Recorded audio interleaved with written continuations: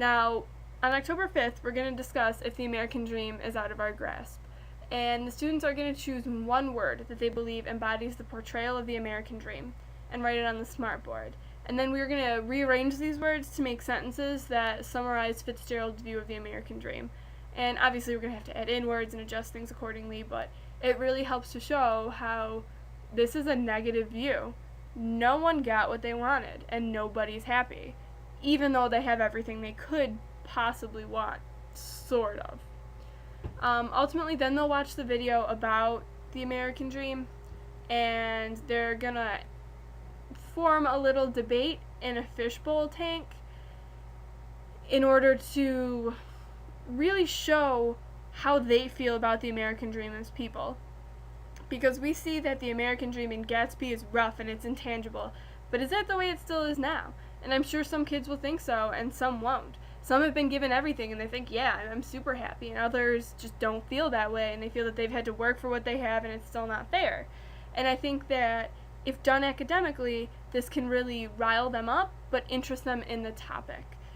So then we conclude by previewing The House on Mango Street, and then the students read the first fifth of the book. It's very short, 20 pages in that book, goes like a snap.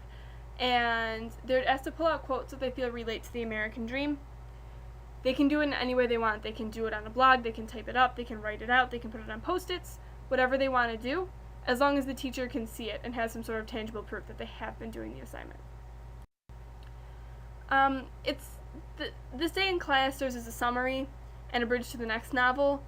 It's also meant to further interest them in the topic because they may be waning out now. It's October, school isn't fun anymore, they've seen their friends. They need something to really spice up the lesson.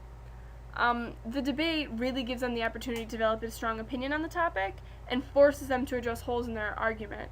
This is something that I don't think a lot of schools do or do regularly, and it does help develop a set of skills that kids can use. If they can clearly and fully express themselves, it will help them in functionally anything they're going to do.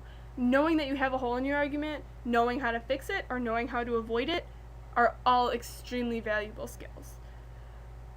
Also, throughout early October, the students will be reading a fifth of The House on Mango Street each class. It's like 20 pages. It's totally doable. And their homework will always consist of the note-taking. I like the idea of keeping consistent homework per novel, but not through the entire year because that gets unbelievably boring.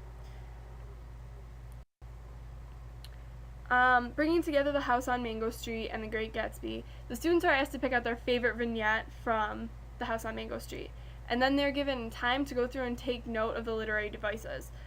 Special emphasis on word choice because I feel that that really does help in this novel particularly to develop the ambiance, the mood, the tone that really relates to the American dream. And then they explain why that's their favorite. And they write a short paragraph analytically describing it, people share, it's all wonderful.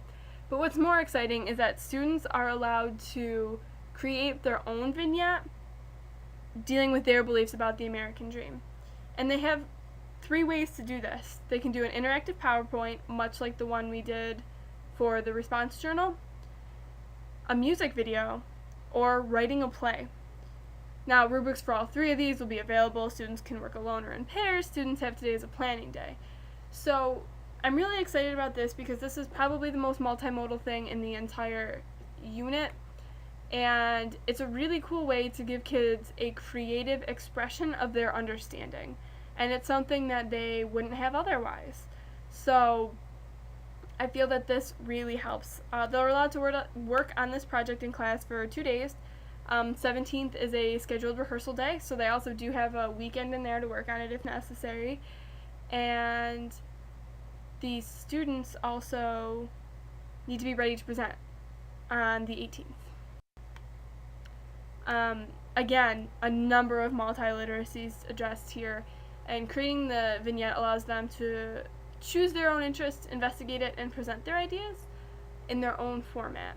So it develops a number of skills, not only about the content, but also in the skills that they're doing. I mean, in the practice that they have, in writing a play, or creating a music video, and choosing the music for that, or doing the multimodal PowerPoint is obviously technological.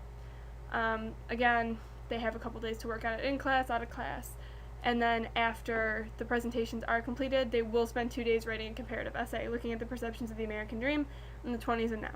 Again, they really need to be practicing traditional writing.